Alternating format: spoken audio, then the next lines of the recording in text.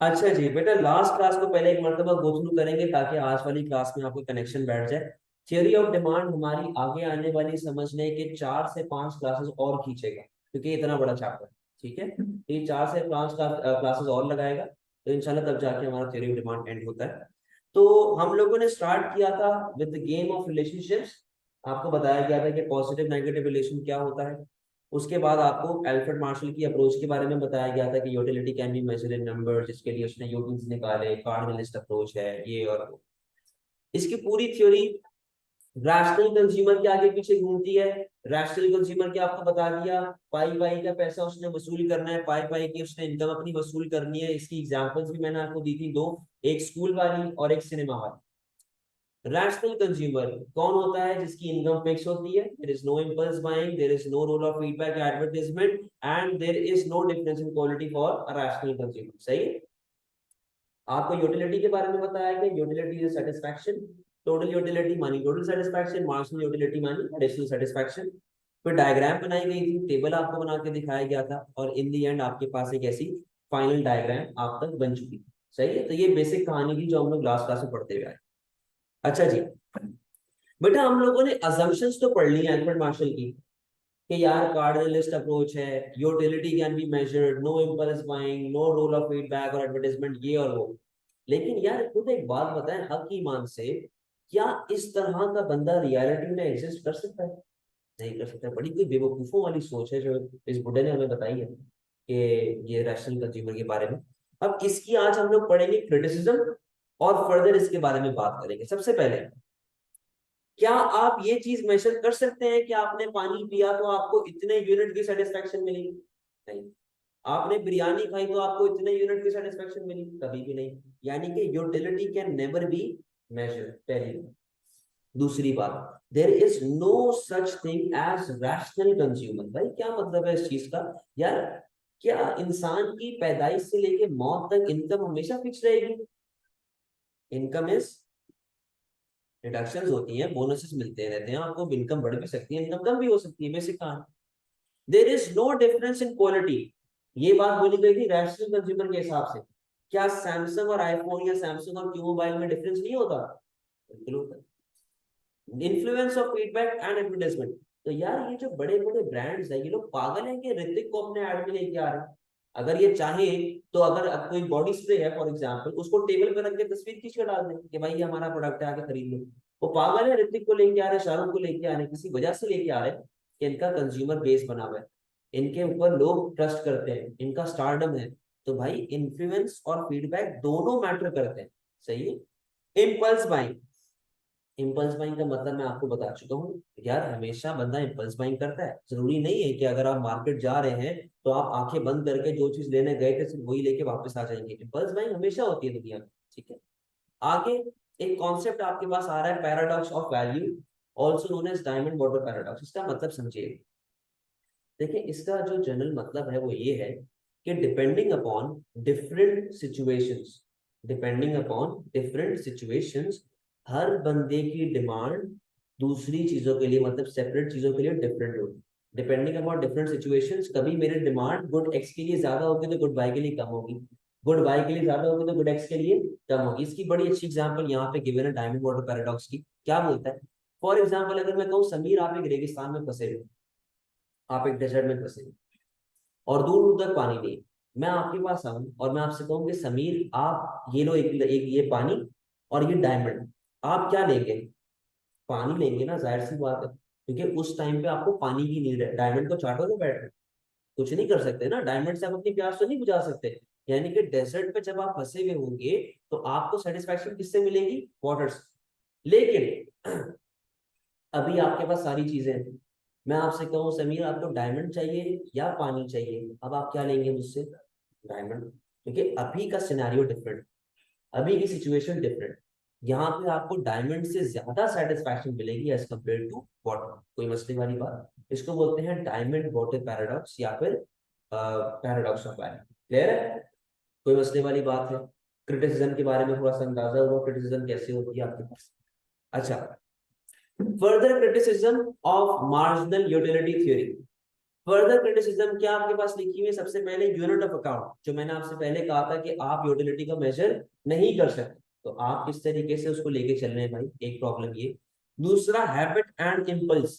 यार हम लोगों ने ये चीज पढ़ी कि आप कोई भी चीज बार बार कंज्यूम करेंगे तो सेटिस्फैक्शन कम होती रहेगी। तो ऐसी एग्जांपल सिगरेट में क्यों नहीं आती? ऐसा केस अल्कोहल में क्यों नहीं आता? सिगरेट बार बार पी रहे हो ना, शराब बार बार पी रहे हो, तो उसकी सेटिस्फैक्शन क्यों नहीं कम हो रही? सवाल तो ये है ना। समझ में आती है बात? जरूरी नहीं है कि हर चीज को कंज्यूम करने से बार बार आपकी सेटिस्फैक्शन लेवल गिरे। इसकी और एग्जांपल स्पोर्ट्स, आप क्रिकेट फुटबॉल वगैरह खेलने जाते हैं, बार बार जाते हैं, मजा आता है तभी जाते हो ना। अगर मैं ये बोलूं कि अगर आप हफ्ते में 7 के 7 दिन क्रिकेट खेलने गए तो आपकी सेटिस्फेक्शन लेवल फॉल होना शुरू हो जाएगी, ऐसा होगा? नहीं होता। हैबिट है ना यार, आपका एक रूटीन बनी हुई है। इंजॉयमेंट में इंक्रीज एज कंजम्पशन इंक्रीजेस, इसकी बेस्ट एग्जांपल आपके पास जिम। आप जिम जाते हैं, वर्कआउट करते हैं, आप 1 1.5 महीना 2 महीना 3 महीने बाद या साल बाद अपनी बॉडी में रिजल्ट देखना शुरू करते हो। ऐसा ही है, आपकी बॉडी में रिजल्ट्स आते हैं, आपकी वेन्स बाहर आ रही है, बाइसेप ट्राइसेप बन रहे हैं, तो आप और मोटिवेटेड होंगे ना जाने के लिए। आप मोटिवेशन आपकी इंक्रीज होगी, यानी कि आपकी इंजॉयमेंट लेवल इंक्रीज होगी। आप बोलोगे कि यार मैंने अब इसको छोड़ना नहीं है, मैं रेगुलर रहूंगा यहाँ। तो अब आप जब रोज जिम जा रहे हैं, क्या आपकी सेटिस्फेक्शन फॉल हो रही है? वो तो उल्टा बढ़ रही है। ठीक है। Quality and consistency of successive units of goods.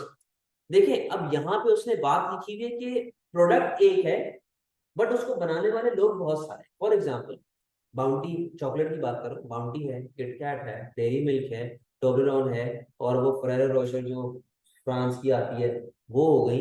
ये 5 6 डिजाइन की चॉकलेटें आ रही है ना आपके पास। इन दी एंड ये है सारी क्या? चॉकलेट। इन दी एंड ये सारी चीजें क्या है? चॉकलेट है। बट इनके टेस्ट में फर्क है, इनकी क्वालिटी में फर्क है, इनकी प्राइस में फर्क है। तो जब आप डिफरेंट ब्रांड्स की बात करना स्टार्ट कर देते हैं, डिफरेंट ऑप्शंस की बात करना स्टार्ट कर देते हैं, उससे भी यूटिलिटी बड़ी चेंज होती है। फॉर एग्जांपल कई लोग होते हैं जिनको बाउंटी बहुत पसंद है, खोपरा आता है जी, मजा आता है। लेकिन कई लोगों को बाउंटी सख्त ना पसंद, कहते हैं बेकार चॉकलेट है, किटकैट ज्यादा अच्छा। कुछ लोगों को टोबलरोन बहुत पसंद है, बोले किटकैट की भी कोई औकात नहीं है, वो खा के देखो, टोबलरोन खा के देखो। वही बात है कि हर बंदे की क्योंकि क्वालिटी है ना, हर चीज की ब्रांड है, उसके हिसाब से भी यूटिलिटी बार बार चेंज। लेकिन इन दी एंड चीज क्या है? चॉकलेट है। समझे? मुद्दा क्या है? चॉकलेट है, बट क्वालिटी के हिसाब से भी फर्क आता है। Other things remain constant. अच्छा, अब यहाँ पर ना हम लोग ये चीज नहीं देख रहे कि यार इंसान की जो है, जैसे यहाँ पे लिखा हुआ है कि all other factors affecting individual satisfaction remain the same, however over time there may be changes in income and quality of product। आपके पास इनकम में चेंज आ सकता है, जो ब्रांड है उसकी क्वालिटी में चेंज आ सकता है, जिसकी वजह से पॉसिबल चांसेस हैं कि आपकी यूटिलिटी में डिफरेंस है, यूटिलिटी में आपके पास प्रॉब्लम है। अच्छा, एक पॉइंट यहाँ पे नहीं लिखा हुआ, आपको पता होना चाहिए। देखो, आपको मैंने डिस यूटिलिटी बताया था लास्ट क्लास में। डिस यूटिलिटी क्या था? कि यूटिलिटी गिर रही है, नेगेटिव जा रही है, डिससेटिस्फैक्शन होगी। लेकिन लाजमी नहीं है कि डिससेटिस्फैक्शन हो। कैसे? मेरी बात सुनो। किसी को आप में से डेंगू हुआ है आज तक? नहीं हुआ है? अल्लाह का शुक्र है, मुझे हो चुका है। मुझे हो चुका है, बड़ा खतरनाक, मतलब डेंगू। मैं बोलता हूँ कि मुझे कोविड भी हो चुका है, मेरे पाँव भी टूट चुके हैं। एक वक्त तो ऐसा आता मेरे दोनों पाँव एक साथ टूट गए थे। मेरे पाँव भी टूट चुके हैं, मैं बीमार भी हो चुका हूँ, मुझे मलेरिया डेंगू सारी बीमारी में चख चुका हूँ। लेकिन मैं बोलता हूँ कि डेंगू से बुरी बीमारी कोई नहीं। उस टाइम पे जितना बंदा हेल्पलेस होता है और जितना बंदा जो हालत हुई होती है ना, मैं कहता हूँ कुछ भी नहीं है, कोई बीमारी उठा कर। तो डेंगू का एक बड़ा देसी इलाज है, वो क्या है? पपीते के पत्ते। पपीते के पत्ते आप जूस में डाल के या किसी बेवरेज में डाल के पिए, तो आपके जो वो क्या बोलते हैं प्लेटलेट्स हैं वो बढ़ना स्टार्ट होता है। पपीते के पत्ते जहर की तरह कड़वे होते हैं, मैं मजाक भी नहीं कर रहा, जहर की तरह कड़वे होते हैं। तो क्या मुझे वो कड़वा पानी पी के मजा आ रहा? नहीं। लेकिन मुझे अपनी बीमारी को हल करने के लिए तो पीना पड़ेगा ना। कहने का मकसद ये, कुछ चीजें ऐसी होती हैं जो आपको डिसयूटिलिटी क्रिएट करके देती है। अब जैसे मेडिसिन खास तौर पर आपको डिसयूटिलिटी क्रिएट करके देती है, बट इन दी एंड आपका बेनिफिट ही कर रही है। तो मजबूरन ना चाहते हुए भी आपको वो चीज कंज्यूम करनी है। समझ में आती है बात? तो ये डिसयूटिलिटी भी कभी कभार रियलिटी में एग्जिस्ट करती है। इसी तरह फॉर एग्जाम्पल, अल्लाह ना करे आपकी बिल्डिंग में आग लग जाती है, स्टेयरकेस से आप नहीं भाग सकते, तो आप क्या करेंगे, अपनी बालकनी से छलांग मारेंगे? यही करेंगे ना? क्या आपको शौक है छलांग मारने का? नहीं, मजबूरन तौर पे क्या करना पड़ेगा, कूदना पड़ेगा। ये भी एक केस है। अगर तुम इतने ऊपर से गिरोगे, टांग शांग कुछ तो टूटेगी, तकलीफ तो होगी ना, है तो disutility, but depending upon situation आपको ये स्टेप उठाना है। कोई मसले वाली बात है? क्लियर है सारी कहानी? समझ गए? अच्छा जी।